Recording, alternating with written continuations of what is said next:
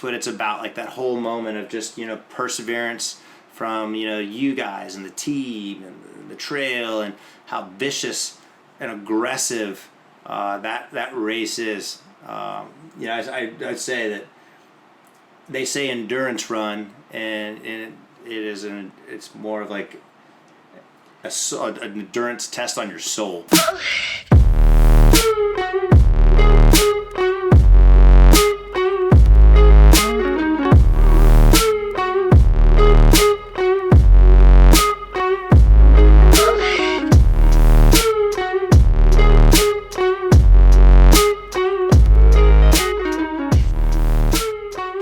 Welcome back to another episode of Lionheart Radio with your host, Rick Alexander. For you guys that have been following the show for a while, you know we've taken Lionheart Radio on the road. I've been doing morning coffees from Packwood, Washington, where I've been crewing a 200-miler. And today we are in Portland, Oregon, because we're all getting ready to fly out. But throughout the process, well, actually, let me rewind a little bit. For those of you that have been listening to the show for a while, you know that back in episode 87, I had my buddy Chris Guerra on, because he went from running a half marathon to running a 100-mile race. And we talked about all the lessons learned and some of the pain points that were involved in that process.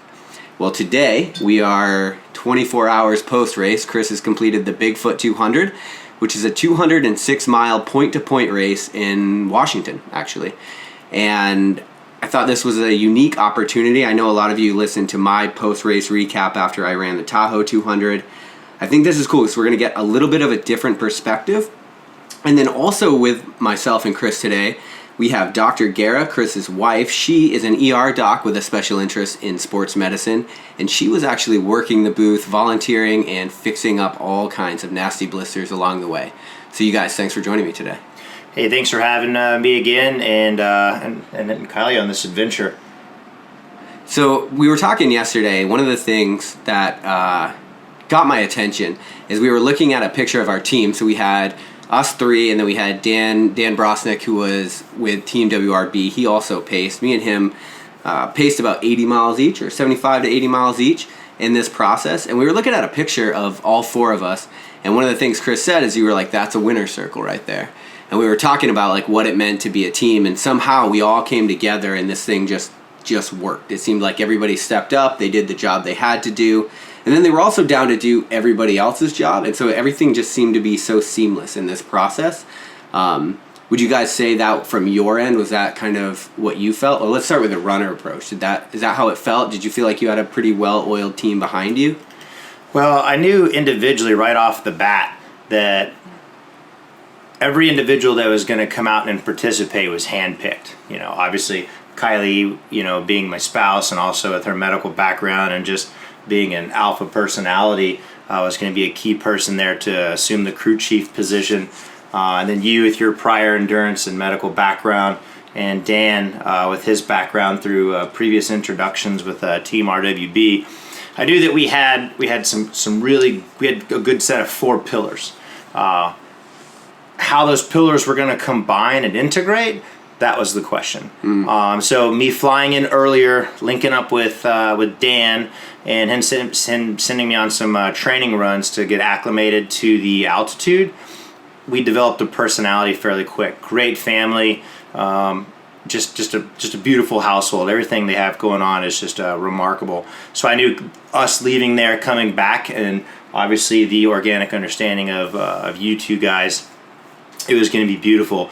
And once we all just kind of came together and meshed, that team, it just goes to say that you have a really exceptional fluid team. It's really hard to beat that. I think that the product, as we get later on into this, kind of shows and resonates through everybody's overlapping just exceptional attitude and just drive to get this thing knocked out of the park. Yeah, I agree. I mean, in my 200, one of the things that I became acutely aware of was this fact that I don't know if I would have made it without so much support behind me.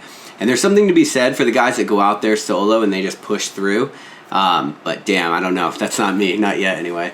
But Kylie, so you went to the 100-miler that Chris did. He ran the Zion 100 last year, and you kind of crew support. But this year, it was a much bigger role, it seems like, because you were working the booth and all that stuff. So we have a lot of listeners that are definitely not ultramarathoners. They're probably CrossFitters and powerlifters and whatever.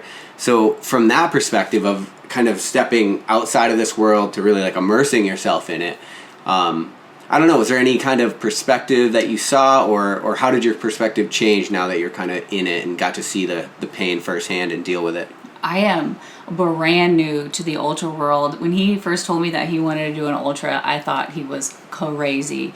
Not only from just a wife's perspective, knowing that he's going to have to train so much, but from a physician's perspective, just putting that beat down on your body just didn't sound wise. But I wanted to be supportive for him, so I've grown with him and learned more and more about the ultra community, and it's freaking awesome. I've had such a fun time learning and growing with him along the way, and this community is just fantastic. I think I forgot the question you asked me originally. Well, I think, you know what I'm really interested in? So when we were working the booths, I was trying to like kind of pay attention to how you were dealing with people, just because you have this robust medical background. Most of the volunteers, even the medical support at these things, are paramedic at best, usually, or some kind of pseudo-volunteer, med school student, whatever.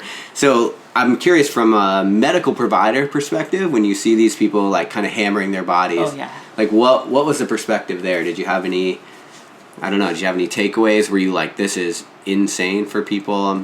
Well, the first day, we worked at an aid station where the 100Kers were intersecting with the 200-milers, and I saw a lot of heat exhaustion. The first day of the course was really exposed. It was hot.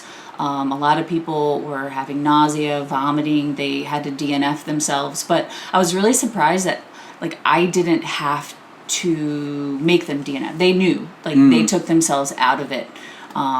So that was really interesting. Not a lot of the 200ers had that issue. The banged up feet, man, was the thing I saw most. We saw one person with hyponatremia and some swelling. But overall, I expected to see way more kind of medical emergencies, but there really weren't that many. Yeah, it's interesting you mentioned that people like DNF on their own. It's self-awareness becomes a real thing when your own body's starting to shut down on you, so people pretty much know when to stop, for the most part. Although, actually, maybe in these races they don't, but we'll get into that. Yeah.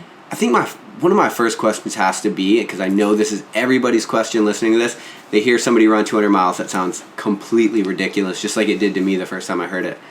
Why did you want to run 206 miles? Yeah, Chris, please tell us because, why. Well, for people that are listening to this too, this isn't a cheap thing. Running is free.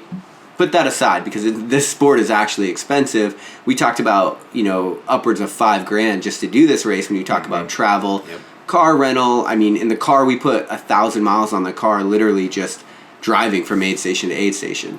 On top of that, you guys had a kid this year. Like, you were a very busy human, so to add this 206-mile run in, which was a pretty demanding pull on the schedule and the body, the finances, why'd you want to do it? So, long story short, and we hit this question up, in training, with family, with friends, with you guys out on the trail, and even with other runners, and it all just comes down to self-discovery. And I think that we put up a lot of distractions and blockers in our real life, whether it be a phone or a movie or a book or materialistic things, or even just like for vanity reasons, like going to the gym and being like, all right, I look this great, but who am I? How do I feel really?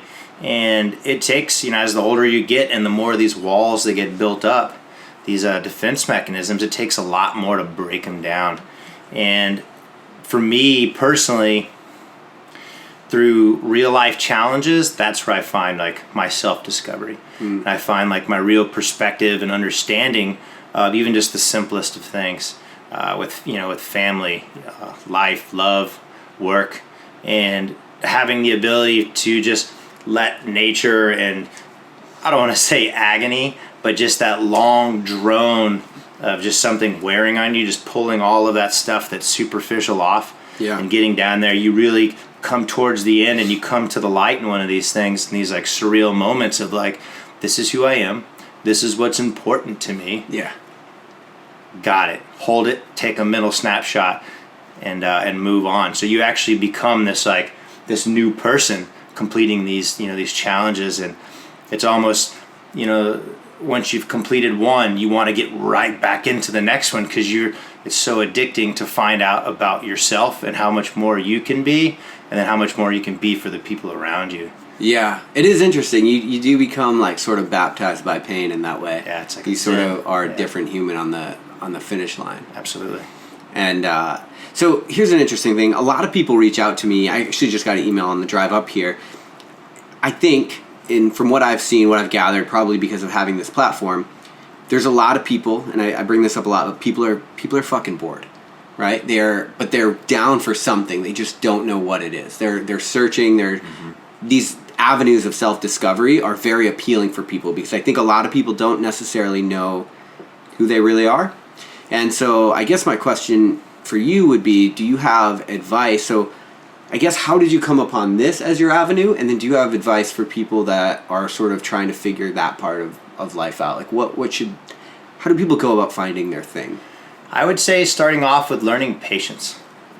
With any feat, if you find yourself in a nutrition store looking for a quick pre-workout or a quick muscle change or a quick body change, you're only changing the exterior. You're not changing the interior. And you're never going to actually reach the exterior of your body in the way that you want it to be unless you have patience.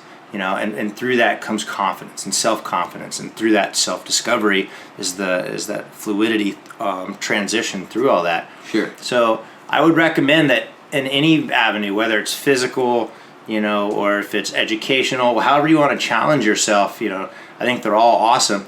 But step into that process, understanding that this is going to be a long road with a lot of reward, but I need to be patient.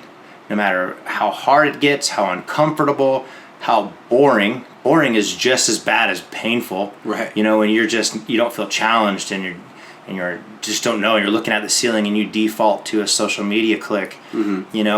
Pull that off. Be patient with what you want to do, and then put that goal on the horizon and know that everything you do, it counts. Every step forward, it counts. Even if it's halfway through a race and you got to do an out and back, you've already seen the trail twice, it still counts. Yeah. Regardless. Right. That was one of the things I actually loved.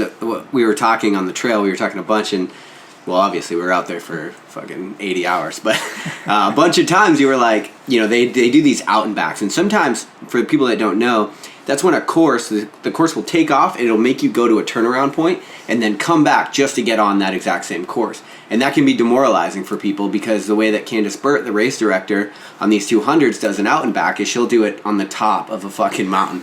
So you'll have to go out, but you're just like, I remember 2 a.m. we're climbing this windy mountain with soft rock. People are slipping on their ass, hallucinating, tired, and I'm just like, I'm thinking like, why the fuck do we have to do an out and back right now? And you were like, I don't care, it counts. Every step counts. Like, we're moving 205 miles or 206 miles, and this is one of those miles. And that's a perspective that I think transcends to regular life, because a lot of people get really frustrated with seemingly distractions. But it's like, I think you have to get to the point where every step you take in life actually does count. Like, you're doing something here. So don't approach things as in getting in your way or pulling you off course. Approach them as part of the course. Exactly. So, Kylie, we have a unique perspective right now, because I'm the kind of person that, like, I am really drawn to these avenues of self-discovery, as you said. It's easy for me to say, 205 miles, I'm going to go run that, or stage race, I'm going to go do that. But there's a different dynamic at play here, and I think this is a dynamic that most of our listeners are dealing with, and that I can't always relate to them necessarily so good, because now Chris has a whole marriage to deal with, and you guys have responsibilities, and you work full-time, and you guys have had a kid this year.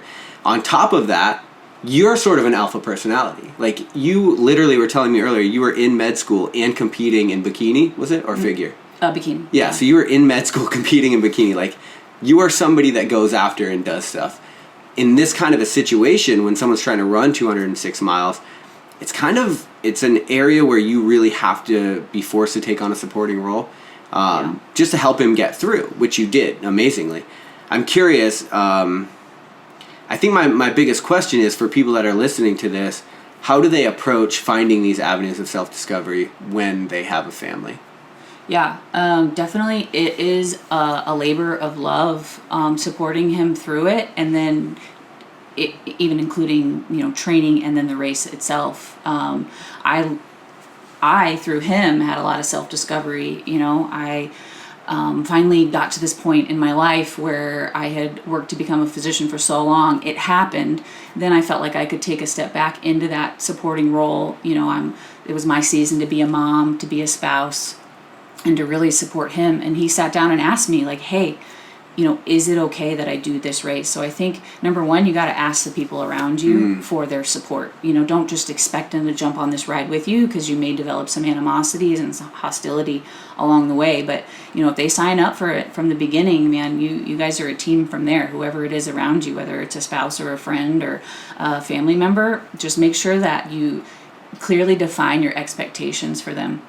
And what I really appreciate about Chris through the training process is he really made a conscious effort to kind of silently train. So he would wake up early morning hours before me and the baby were even up. He would get some of his runs in, and then he would be able to spend the day with us, or go to work or do whatever else he had to do. So, there were times where he did have to, leave early or do this or do that. But we had family in town one time, and we were going to the water park all together, and he was like, hey, I'm going to run there. I'll be, 20, 40 minutes late, and I'll spend the day with you, but instead of driving, I'm just going to run there. So he found little ways to kind of tie everything in.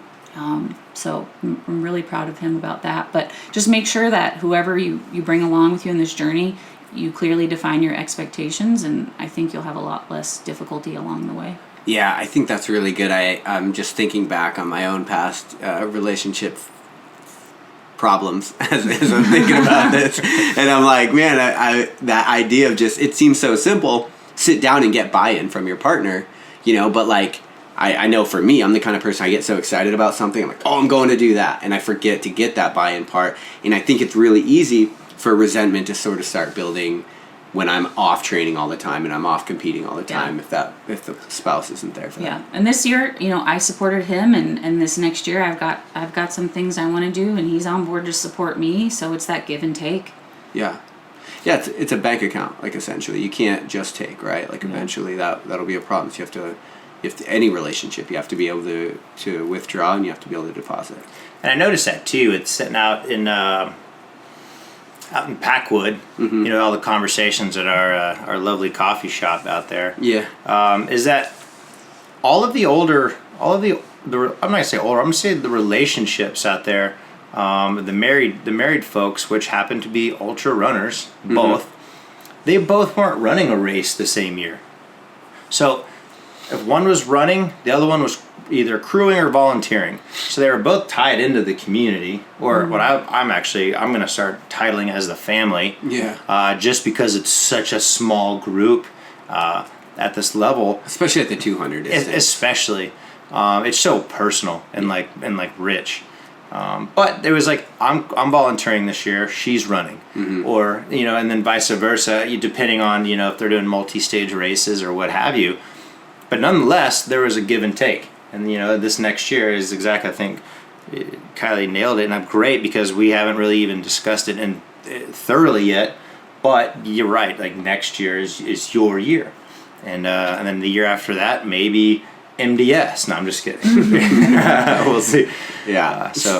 Amazing point. But your partner doesn't have to be interested in running to be able to support you. Absolutely not. I'm not a runner. Before I paced you the last bit, I had only run probably 5 miles. Not that I'm not an athlete, but I'm not a runner. Right. But I've grown to really enjoy it through you. But initially, I had my hesitancies. But it's funny too that you say I'm not a runner, because I've never classified myself as a runner. Yeah. And yet here we are, like, doing this. But I kind of want to annotate. There was something we were on last time and we were talking about, and I just want to kind of voice this out to your listeners and friends and family, whoever listen. But with these races, you can't just wing it. Last year, doing the half, going into the 100, I was really beat up afterwards, like really, really beat up. And I just assumed that's how it is. It's like, hey, when you put out and you give it as hard as you can, you just finish that course beat up. Yeah. Trained, and then this year took a different approach. Didn't implement the sugars, didn't try the quick fixes, paid attention to diet, paid attention to stretching, yoga, which we can get to later with trail yoga. That's right. And then kind of like really just educating myself on that long endurance piece. Yeah. And having that patience at the aid stations to be like, I'm going to change my socks. I need to retape. I don't need to get in, fill, and then blast back out. Right. So I just warn people when someone says like, hey, I don't need to train, and then do it. Yeah, you may be able to do that, but you're only going to be able to do that once. Yeah. If you want to actually enjoy it, continue on and challenge, and then start rising to these more exceptional levels. I wouldn't say difficult, I would say exceptional. You need to educate yourself, take the time, be patient, meet with other folks, learn the community, and I think you'll find that it would be a lot richer journey through as you traverse those miles. Yeah, that's an interesting contrast from the last time we talked in episode 87, because after Zion, you were banged up. You still took a pretty pragmatic approach to training, but it seems like this year, and correct me if I'm wrong, but I'm sure that the 200 miler was probably much more painful of a race. However, you seem much more recovered post-race. Absolutely. I couldn't walk for 2 weeks after Zion. And you're walking around now. I have third trimester feet right now. Yeah. That's about it. But I don't think I'm going to lose a toenail. I lost every single one of my toenails last year. No, part of that was because the foot care game was on point with Kylie. Right, which we had worked on, and that fixing your feet book, amazing. If you're a runner, you got to read into it. Don't take any inserts from anybody else. Educate yourself. You keep the feet happy. Mm-hmm. Man, the rest of the train just seems to make sense. Yeah, we'll link that up to the show notes in this episode. Yeah. So it seemed like your training was much more. Was it robust? Like what's the deal? Why do you feel so much more like you handled this one so much better? So my mileage, because it was more painful, correct? It was more painful. So with I guess you could kind of back it back to the training piece where we're looking at mileage, right? Where a lot of folks bounce off. Where is it hours? Is it time on feet? Is it the 100 miles? Is it 50 miles? Like last year, I'd used a 50K training plan to run the 100-mile program, and this year I used that same training plan, but just kind of added stuff on. Big things that I pulled out of my lifestyle this year was the chair. So I took a lot of time just being up on my feet, just day to day, still training, still running, strength training, all remain the same. And then with the exception, I did add in a lot of barefoot mobility stuff. So anytime I was doing like ladder work or whatever, when I'd come to stretch, either if I'd hit it in the beginning or hit it in the end, which was probably in the end, mm-hmm. That barefoot, getting that natural like strength and splay and everything in your feet, with all of, with your two arches, was a big piece too. It was nice to actually feel that strength in my foot, and actually feel the how personal my feet were with the ground. You worked on your walking a lot too. That's true. And your downhills, and I think you had better fitting shoes this year. I think the shoes were really, really important, and then also having those shoes in a half size bigger because your feet will swell as the race goes on. Awesome point. So I did do that. I trained in a half size larger. Yep. Which ended up being my shoe of choice, and knowing that when I do another one of these, I'll have the actual additional size. So me being in a 10 naturally, and then raced in a 10.5. Back half of the race, it would have been nice to have an 11. Yeah. Just as far as how much your feet swell. And then walking. So the last one we talked about I only had baby walks and jogging, and that was it. What do you mean baby walks? So baby walks as in like being able to only maintain a 20-minute like hike. Take baby steps. Yeah, baby steps, right? Okay. Because I didn't have the ability to actually elongate my stride and pull that pull that earth under me. Yeah. So in order to catch up to folks, I would have to run. Yeah. So I remember this guy last year, he was like almost like begging me to like stop torturing myself. He's like, you got to learn to walk, man. Yeah. And so I took a lot of that. I ran a little less and I walked a lot more. Yeah. And I left my training plan comfortably walking on flat ground 14 minutes, like 14-minute miles, which when you get into the mountains, you know, that stuff, that traverses where I was like, hey, I came in, which we saw on the timeline. It was like, hey, I can walk up this, we'll say the degree of whatever the mountain average would be, 20 minutes. I can hike this 20 minutes. Yeah. And we kind of based our timeline around that. And it was pretty spot on for the most part, considering, I did that from a chair, have never been to Oregon or in the mountains or have been training in the mountains aside from Mount Trashmore on Tuesdays. Right. Yeah, to tell people not to be discouraged, if they're doing races at higher altitudes and you don't live in a place with that altitude, like Chris, and you, Rick, I mean, you guys all train at sea level essentially. Yeah. But also to note from a medical standpoint, if you are doing those high altitude races, over 5,000-6,000 feet, like you need to be well versed in what the symptoms are of acute mountain sickness, pulmonary edema, cerebral edema, those things that are really dangerous that can happen with some of those higher altitude races that you've experienced yourself, Rick. It's pretty scary, but not to be discouraged if you're training at sea level for these races. Right. You can find that piece to train for. And to give people like a little bit of an idea of what we're talking about, like if you're not familiar with a lot of the ultra running races and how ultra marathons typically go, you're hearing us like talk about walking. So some of these like climbs were so steep that literally running would not be an option. So you're power hiking this thing, and your lifeline is how well you can power hike or not, right? So I remember one of these out and backs that we did was out, and I can't remember the name of the mountain, but our face is just looking at the ground because it's so steep. So our face is probably 2 feet from the ground. And this mountain was just stacking bodies. There were people pulled over on the side, like sleeping the whole entire time, that would like literally get halfway up this climb and then just go to sleep because they were like out of energy, out of calories. I don't know what it was, out of something, out of perseverance. So they would literally fall asleep and they would wake up and then keep climbing. And so that was, so for those of you that don't understand quite how the ultra game works, it is always a combination of running and hiking. And then, that's why you really can't compare times when it comes to ultra marathons. Like, it's not a marathon where you have a consistent 50-mile time. There's one course, if it's very runnable, is what people will say, then you'll end up with a really good time. And then there's other courses like this where I think it was 80,000 feet of elevation change throughout the whole race. So, I mean, we're looking at 40,000 feet of climbing, 40,000 feet of descending. A lot of that is just not runnable. And if you look at the course profile map, I mean, you're up and down the whole entire time. We were joking the whole time, like, nobody would ever hike these trails. I don't even know why they have these trails because they're so up and down and they're so straight up these different ledges. But we're looking at the course profile map right now. Were there anything, let me ask you this, what was the most painful experience of the 200? I would say of this particular race, the most painful experience was the... Painful part.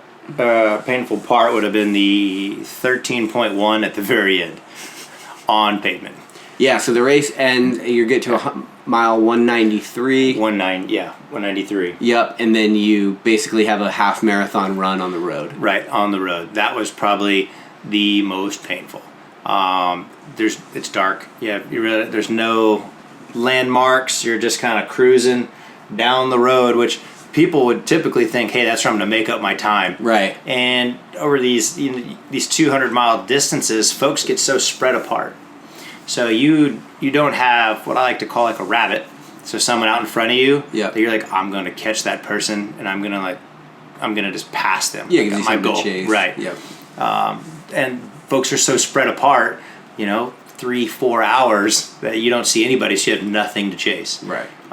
We actually were falling behind. We were the rabbit, and we got caught, and then he passed us, and then I got really mad, passed him, fell back again a lot, just due to the immense amount of pain and my feet and knees, and then we got down, and I don't know if we want to talk into the finish now, but when we get to the end, they're essentially hand in hand, like, hey, how much time do we have left before it's 12 o'clock the next day? Yeah. And Kylie's like, well, we're a mile and a half out, and we had, 20 minutes? 20 minutes. We're like, all right, so we're a mile and a half out, so we're essentially, 205 miles into this thing. Yeah. And we have 20 minutes to get this done before 12 o'clock into the next day. Midnight, right. And that became a point all weekend. We were like, Right. can we finish this thing before midnight? Because that was the plan from the chair. Right. Way back when, like almost, 6 months prior to this. Yeah. And now looking in the chair, I was kind of like, this is just a ballpark to get us out there. We're going to figure this thing out. But when it became in the course and we were actually sticking to it, it's like, no, we're going to stick to it. And we're not going to default a mile and a half out, right? Yeah. So it's like, breathe. And then I remember looking at Kylie and be like, all right, let's get it on. Yeah. We like take off. But that, mind you were laying on the pavement 5 minutes before that, stretching in pigeon pose It's because true. you were in so much pain. It's true. I mean, I thought we were just going to be chatting the whole time, but he was riding the pain train. Like, he did not want to talk. I don't know where he was in his mind. Self-discovery, I don't know what it was. But you were riding the pain train hard. But then once you had that rabbit to chase, and we got that time in, like, what a testament to just the competitive spirit. Like, you had just run 105 miles, and then we literally sprinted it out the last mile, so you could do that. Yeah, we ended up dropping down. I think it was like, I thought you were going to 8-minute leave me. pace. Yeah. We came across, looped around, got onto the track because it finishes on the track, and Kyle looks at me and she's like, you better not leave me right at this point. And we were like 8-minute pace, like full sprint. The bell's ringing. They're like, everyone's like, they're sprinting. Yeah. And I'm like, as soon as we're coming around the corner, I'm like, how many minutes till 12? She's like, 4 minutes. I'm like, we're going, kick it in. So we're running, and our my gear that's been like ripping around for like 200 miles that has not seen a full gate sprint. It's like, I got Camelback hoses rattling everywhere. Yeah. There's like, a ham sandwich apparently that stuck in like 2 days ago, like coming out. And then, we came across, hand in hand, and I was so empowered to have this woman behind, or not behind, but beside me, and cross that finish line under the Endurance Trails inflatable tent. Yeah. And folks there that have all just, that we've been competing with there. And then Candace Burt, and just the whole situation was just remarkable. Raised her hand, and we're like, hey, like, that's what it's about. Like, that whole moment of just, perseverance from, you guys and the team and the trail, and how vicious and aggressive that race is. I'd say that they say endurance run, and it's more of like an endurance test on your soul. Yeah, like because how much can you endure? That last lap on the trail, that time you're finishing, I mean, you're finishing a 206 miler, but you're putting a capstone on months of training, months of preparation, of planning, of sacrifice, of so many things. It's not the 206 mile run is a painful endeavor that you had to get through, in which we helped. But it's really the culmination of so much more, right? It's determination. Right. It's all these different things. And with that too is also tying in is that you've put the time in, and trust that time that you've put in, and trust those sacrifices that your family and your friends and everybody have invested into you. Right before we even started the race, I had this almost anxiety. Where I wouldn't say anxiety, more like anxious. Maybe in fact the same word, but to me it means something different. But I was like, did I train right? Like, I felt like my taper phase was almost like needed to be more aggressive. I was like, I need to do my core, I need to work on this. I should have done that. And the money was already in the bank. It was already there. And I remember right when I crossed the finish line, it was like it just reassured that, hey, all the time you put in, everything you invested, all the plans that you had made, and the silent training you put yourself through, and your family, and all that stuff that was really important, it worked. And trust that. And I would say that anybody that's listening out there is, you have a plan, stick to it. during the race, don't change it. Yeah. Stick to your plan. There was a lady out there that she had run, and her plan was to do no sleep. She's like, I'm not going to sleep. And she stuck with it and kept going. And she realized halfway through, probably not a great plan, right. but she stuck to it because it was the testament of that was her plan. Right. And she admittingly said at the very end that I'm going to go back to my original plan. But she didn't do that in the middle of the race because that wasn't how she trained for it. So, what you did and what you came out there with, stick to it, and have the confidence and the time that you've put in, and be true to yourself through your training, knowing that everything you do is either going to work for you or it's not going to work for you come game day. And then just kind of reassure yourself with that as you're going through there. So it's not a matter of how intense your training plan is. It's more so the longevity and the sustainability of your training plan as it comes, and the applicability as it comes to race day. Yeah, it's funny. We have this intense human desire to do more, to feel like we need to do more. So we come up with a plan. I see this all the time with people that I coach. I'll coach them for a full 4-month training cycle, and we'll get 2 weeks before the marathon, and they're freaking out, and they're trying to run more, and I'm like, did you just do this plan with me? I built you this plan because it's what you need to get through the race. Yeah. You're not going to get fitter in the next 10 days. The only thing you can do at this point is damage.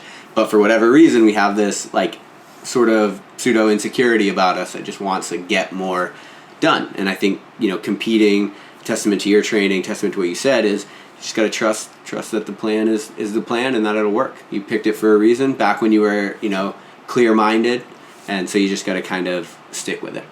So there's a couple of kinds. We've covered the sort of finish, which is cool. There's a couple different kinds of pains in these things, right? So there's an acute pain, like you break your arm. Sorry if I'm butchering these medical terminologies, by the way. I know you're just cringing. But there's an acute pain, but then there's this sort of slow onset of pain, which is, in my experience, what the 200 is. It's more of a dull ache that just grows and grows and grows until it feels like it's literally in your bones and it just will not go away. Where was your mindset as this started to happen? So I know day one, or let's talk about your mindset actually from fresh all the way through the pain set. Through the ending. Did the pain start changing your mindset? Did you have a mental game plan? Where was that stuff? So my game plan was to start off being patient. Mm-hmm. So I knew right off the bat, once we started right out of the door, a lot of folks like to take off and you just have that jittery, let's get this thing going. Yeah. I intentionally took my poles out. Yeah. And just started warming up, stretching as I'm climbing the first hill. So patience. After the race started. After the race started. Yeah. So we're already moving. We're starting to chop down this distance.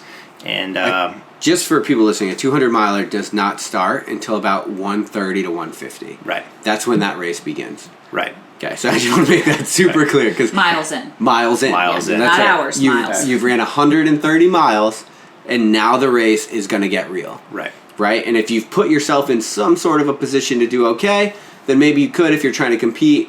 But these things are so long, you have to just be super patient. So right.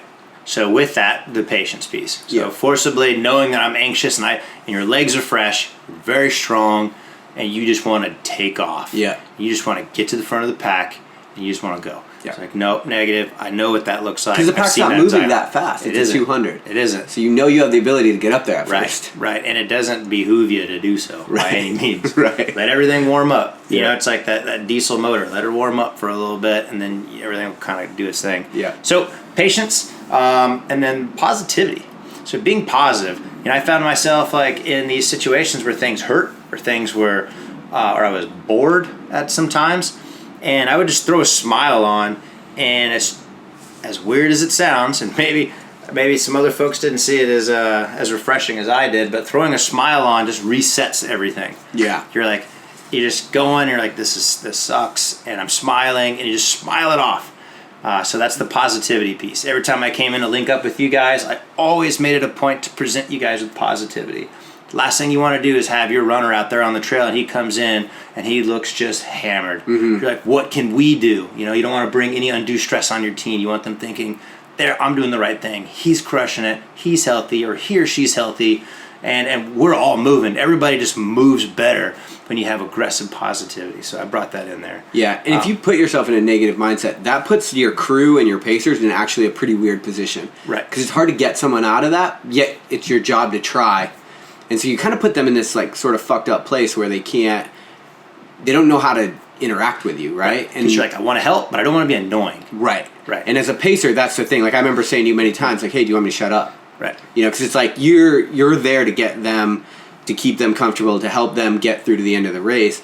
But through ultras, I mean, different personalities start coming out, and you start becoming someone you didn't even know because it hurts so bad, right? And so that's a really good point. Like you can really help out the whole entire situation by staying positive, even if shit's starting to hurt. Right. And you can tackle through a lot of these things because once the pain comes, it's there, and you just have to know that it's not going away. Expect it. Like just start the race thinking like bring on the pain. Right. And when it does come, and you know it's coming, like, okay, here it is. Like, here's my first introduction to it, and I'm okay with that. Yep. And I know this is going to become something that's going to be intense, but I'm going to become as intense too. Yeah. So pain, you're going to come, I'm going to come too. And I'm just going to come with this positivity. I'm going to come with this patience. That's how we're going to tackle this, and we're just going to battle all the way through. Yep. And as we did. So essentially my plan for that and dealing with the pain was just working, in that fluidity.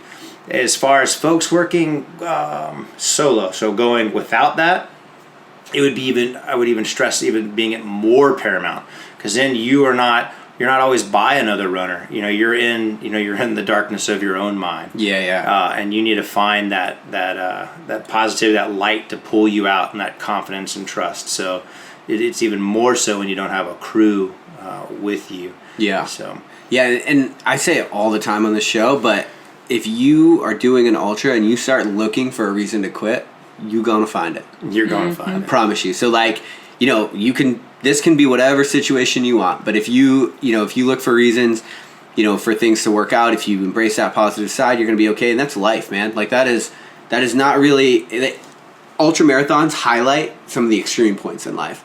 But if you're going through life and you start looking for reasons to quit, reasons to back down, reasons to not do the thing that you want to do in this world, you're gonna find it. Right. So why even give yourself that avenue? Right now, while you have a clear head, while you're making a game plan for your life, for your race, for whatever it is you want to do, why don't you start figuring out who you want to be in that moment before you actually get there? Right. Be the kind of person that's going to be positive, that's not going to look for a reason to stop, because you already know the struggle bus is coming. Right? And that's a great thing about the ultra. Like, you could make this decision before it started, and we talked a lot about how these things go, about how long they are. It's like, make that decision to be patient even when you don't want to, because if you try to make it in the moment, it doesn't necessarily work out for you, right? Because you see the front pack taking off, you're capable of staying with them, so maybe patience goes out the window. Right. And and it's funny you bring that up, because as we were talking about from that song the other day, Just Visiting, the hedonic treadmill, I think it has you look at it here just right off the bat, it has a negative light to it, where it's like, well, never content, never satisfied. And when I heard that after the race, I was like, no, man, I perceive that completely different. Yeah. Like each race, or even getting into as a macro, or getting into the micro of that, like each leg. So aid station to aid station. So you're going and you get to that's a race. Like that leg is a race. You get to that aid station as smartly and fast, as strong as you can. Mm-hmm. You get there, and then there's this sense of like, yes, I did it as planned. I took care of myself. I'm crushing it. I feel good. Dopamine all through the body. You're seeing, your people that you're supposed to meet, or you're just seeing folks in the aid station, like this race, who are just over the top, just amazing. Right. Know what to do, know what you need, want to be there, want to help you out, want to get you through this. Just amazing.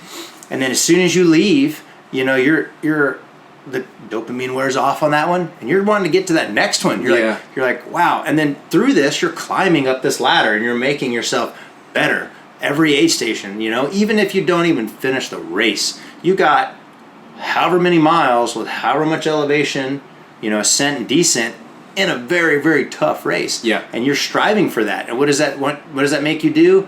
that makes you want to come back the following year, and you're like, okay, I know what I need to do, and I want to keep riding that. I want to take that. It's not that I'm not content. It's the fact that I want more. I want to keep leveling up as a person. Yeah. Through this journey of self-discovery. Right. Yeah, that's interesting. So for people that are listening to this, hedonists have this idea that essentially humans, we always fall back to our same relative level of happiness. Now, what Chris is talking about, the hedonic treadmill, typically has a negative connotation, and I've thought about this a lot, so it's kind of a cool concept that we can try to explore on here. But essentially, the hedonic treadmill refers to this idea is that as humans, we're always trying to get the next best thing, thinking that will make us happy, and then once we get it, we realize that it's actually kind of an empty hope, and then we fall back to our relative level of happiness, and then so we look for the next thing. And so the result being that we're always striving but never satisfied. And what's cool is because you didn't know that whole backstory, you didn't know the connotations behind it. I just kind of explained it's this idea that you're always looking for more, and you were like, yeah, that's fucking awesome. Like, that sounds like me. I'm getting That's it. You're like, I'm gonna tattoo that on me, right?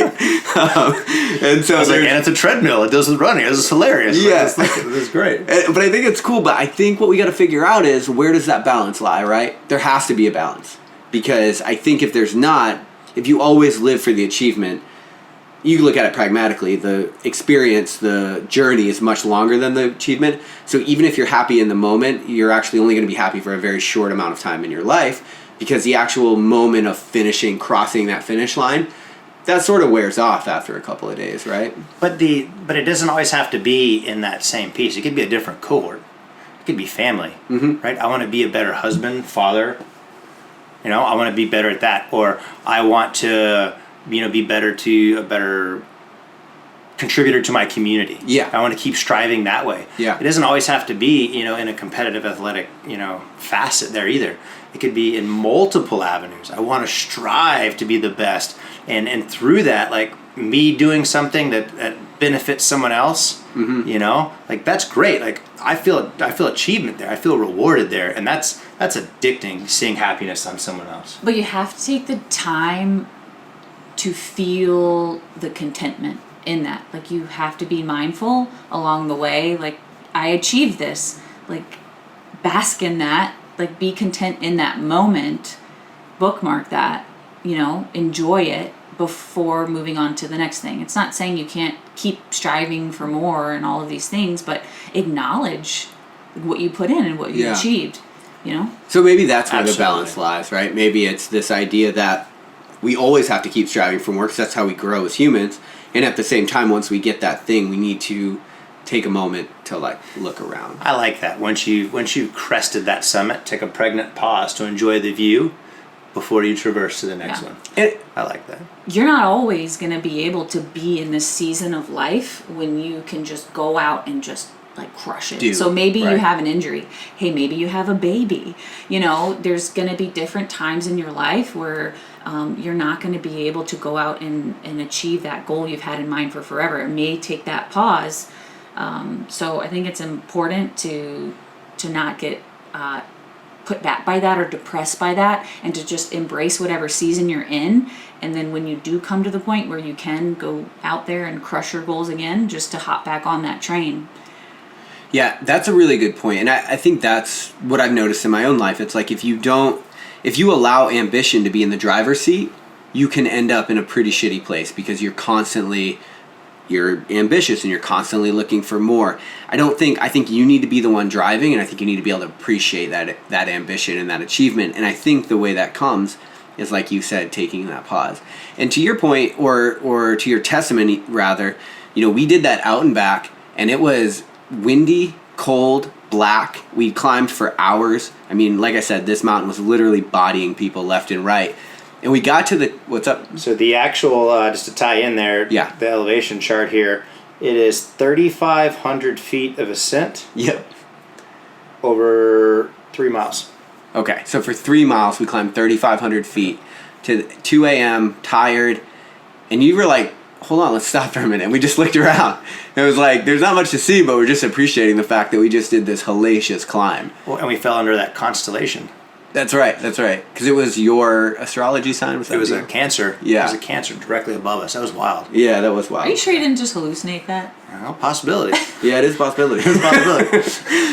but it's cool. I think that's another part of this, right? It's like, yes, you can stay hungry, but that doesn't mean you can't enjoy the process. Absolutely. And throughout the pain, like you look at pain as part of it. It's like, all right, like you said, I see you pain, I'm going to match you in aggression, I'm going to match you with happiness, I'm going to match you with patience, and then as I'm chasing this thing that I want next, this next achievement, I'm also going to get to the top of the mountain and I'm going to look around. I'm going to appreciate it.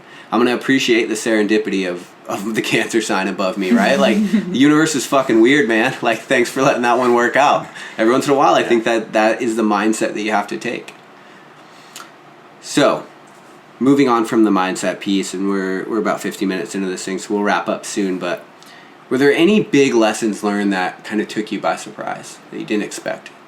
So, the first one that comes to mind is before the race even started, we're running around, we're getting groceries for the crew, we're packing drop bags, we're getting miles marked, everything's sitting there, and we get a call from Kylie's mom that our son, who's 9 months, has taken a cold. That's right. He got sick. The first time ever. First time ever. So this might not be a big deal to some parents, but we're about to move into the mountains with no reception for 4 days, and we don't know the status of our 9-month-old, and we're just kind of nervous. So this big piece here was that I found out was like I looked at Kylie. I didn't. You can't always judge your first reaction. Something happens and then you can self-check yourself, and then you're like, hey, that was a bad call. But my first call was like, hey, if we need to go home right now, we're flying home. I was like, this is just a race. Yeah. It's a very, we put a time in, but it's like, but our family's more important. Sure. And again, people may say like, it's just a cold. It's like, no, it's our son. That's our family, and it should always take that top to that. Right. So just kind of looking at that, for that being a first reaction to me, like a subconscious, like, no, we're leaving now to do that. You make the call, Kylie, let's do it. It was really huge to me to kind of let me check myself, like subconsciously, like, hey, like, no, even though this is important, my values are still where they need to be. Yeah. And I didn't have to like program them to do that. They're already set there. So throughout this year, I did what I needed to do to be the person I needed to be for her, for Wyatt, and then and then for you guys to actually cross that finish line too, if need be. Yeah, and there's a point there that I think is really important, and maybe it's because I'm writing a book about it and I talk about it way too much. But one of the other ways that you go after things in life and you get these achievements and you don't lose yourself in the process is you already have your values and who you are as a human being defined before you go into them, right? Because if you didn't, it'd be very easy in that situation, and I've seen many people in that situation make the wrong call, not the human call, right? The achiever call, the person that says, I'm doing this above all else. And there might be nobility in that and there might not, but if you don't know your values before you go into something really hard, the chances that they get compromised are probably pretty good. What about you, Kylie? Were there any lessons that you learned through this thing that you were like, holy shit, I did not see that coming, or...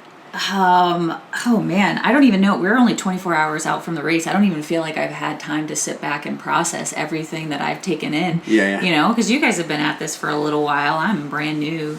I was with them in Zion, but this isn't my wheelhouse. Right. But I'm just so inspired by, you two and the whole ultra community. Something I didn't like turn my nose up at it, but I didn't know anything about it. I was a little bit of a skeptic, but yeah. I mean, I just think I've just made a total 180 about all of my thoughts and opinions about the community since taking a part in this. So, I don't know. I still have a little bit to think on, but I'm just super proud. Yeah, a little processing, unpacking. Yeah, I'm super proud of Chris, seeing him from start to finish. What it takes for you guys to do these kind of races, everything that goes into it. I mean, the physical aspect, the mental aspect, the emotional, the emotional pain and struggle you guys go through and all this. It's inspiring. One thing you would kind of thrown in there was, processing and and learning through all this, and something just came to mind was Dan, the other pacer, amazing athlete. Yeah. Probably better now. For all sure. of us, really, for sure, better runner than both of us. Dan, when you hear this, we love you. But humble about it. Yeah. Yeah. He goes, you know, I went out there, I ran with Chris, and then I got in the car, as I came home, took a shower, he's still running, and came back out here, had breakfast, he's still running, now I'm running with Chris, now I'm leaving, you know, Rick's running with him, and I'm going home again, or go back to the hotel, gonna relax a little bit, he's still running, he's like, man, this is like still going on, it's like day 3, he's like, he's still running. And it was just kind of interesting too that, you know, on my perspective as the runner, looking at you guys, you know, I'm just traveling gypsy, cruising down these trails, and I'm thinking the same thing, but for you guys, where I was like, you know, and how this ties into your point was, I'm running and I'm like, they're running, they're volunteering, driving all over, they're driving with never a straight route. No GPS. No Wi-Fi. No GPS. They're handwritten directions that I have. Yep. And I was like, so in my mind, I'm like, I'm just going. And then when I need to get food and fixed up, I meet up with you guys. But while I'm running, you guys are crewing. And I'm going. And then when I'm running, you guys are crewing. And I was thinking, I was like, for you guys to actually take it on board to not only meet me in these places, but to actually volunteer, provide med support, and pace. Like, you're doing pretty much any voluntary facet that you could do at this race, just aside of cooking burritos, the breakfast burritos out there, which I must have had like 16. Like, you guys crushed it. You know, crewing's hard. It was a lot harder than I thought it would be. Like, I was joking with some of my like medical friends. I was like, it's like doing 3 30-hour ICU call shifts in a row. And there's a saying you have in surgery. Not that I'm a surgeon, but I was in med school and was involved in a few surgeries. But surgeons say, you know, sleep when you can, eat when you can, and don't fuck with the pancreas. So I can adapt that to what I've learned.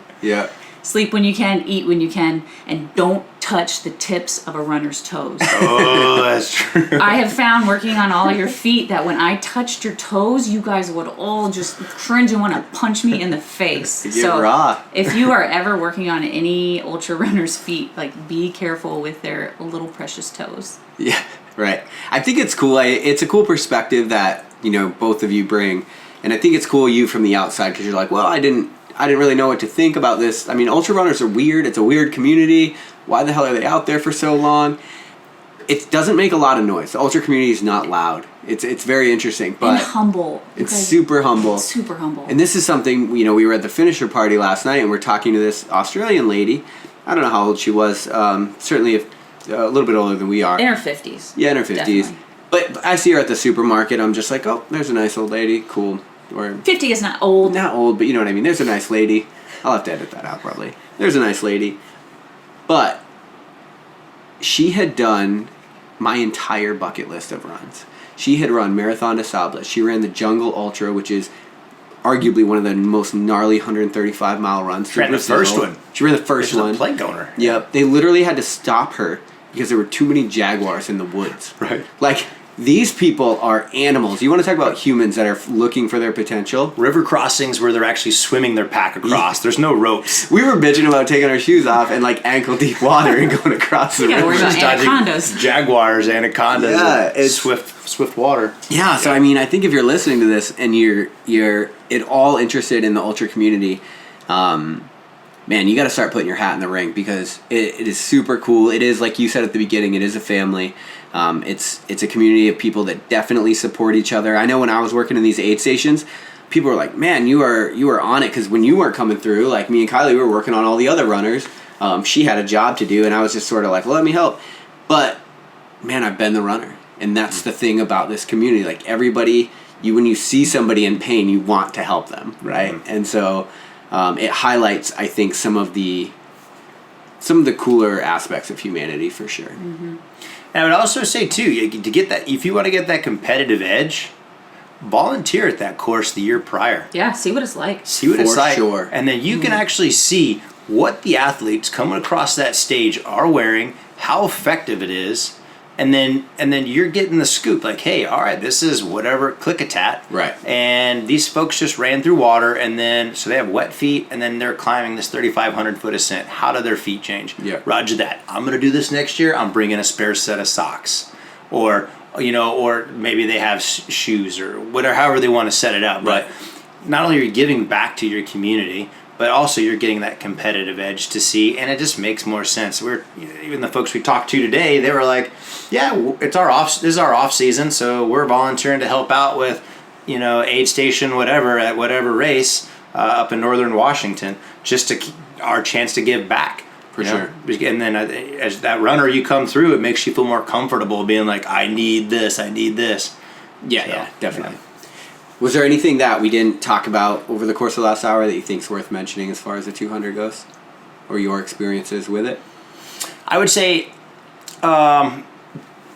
big takeaway from here, from a runner, while you're out on the trail, aside from the patience and all of those things with the mind games and manipulating through or navigating through pain, is get a good watch.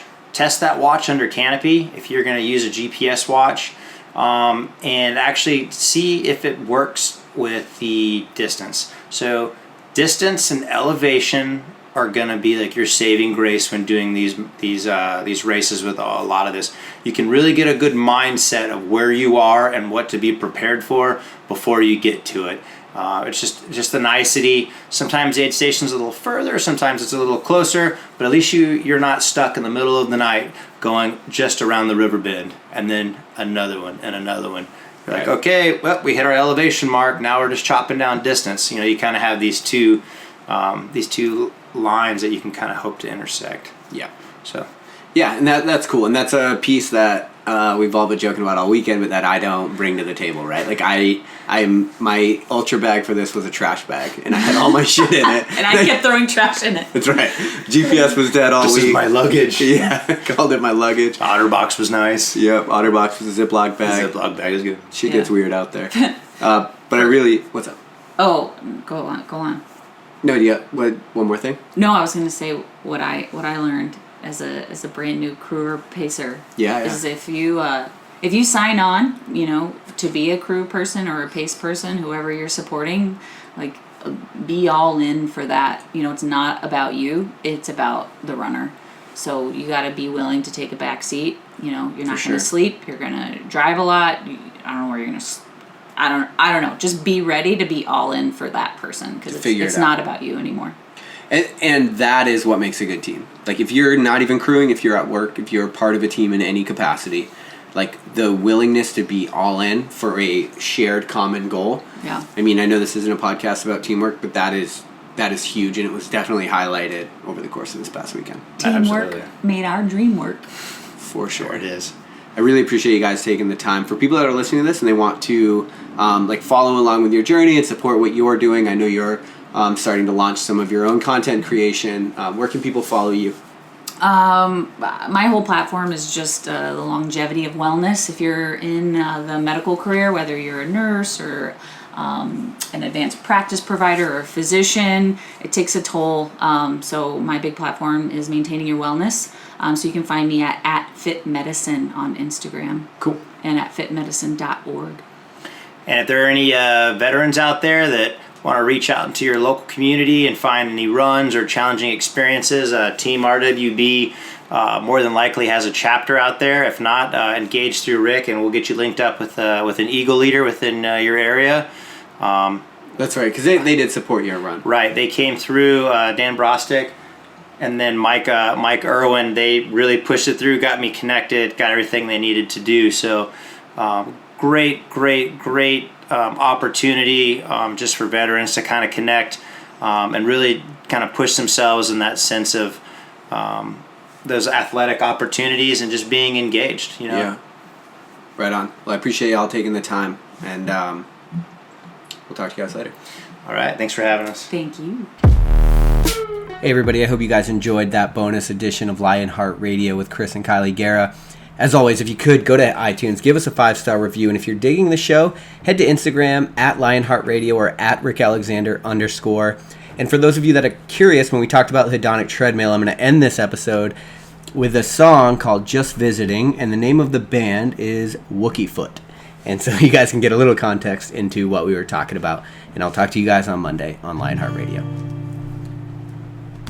Well, you may see a man close up his open hand and see how greed might motivate a reckless fist. And you will witness pain of people's petty pursuits for gain, but you will never see a hearse with a trailer hitch. No, you will never see a hearse with a trailer hitch.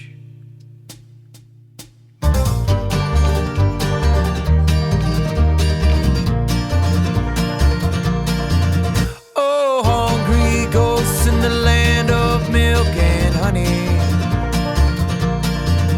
Oh, hungry ghosts in the land of milk and honey. There are people so damn poor, all they have is their money. There are people so damn poor, all they have is their money. Truth be told, the truth will be told, only hear it when we're listening. We'll unfold for young and old, 'cause in the end we're all just visiting. In the end we're only visiting.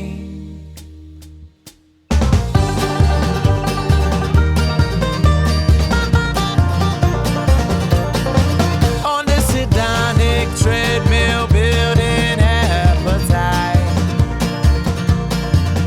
with collections of those little things that shine.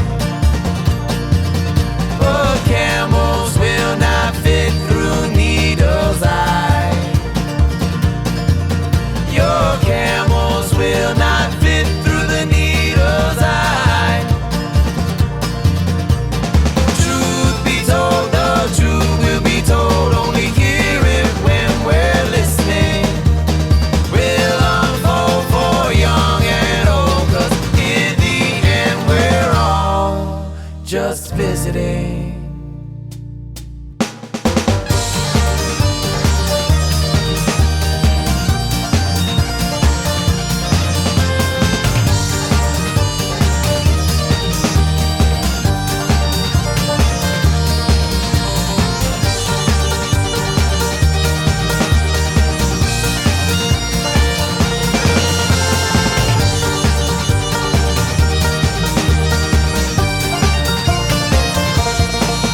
On the day they lay your body down to bury,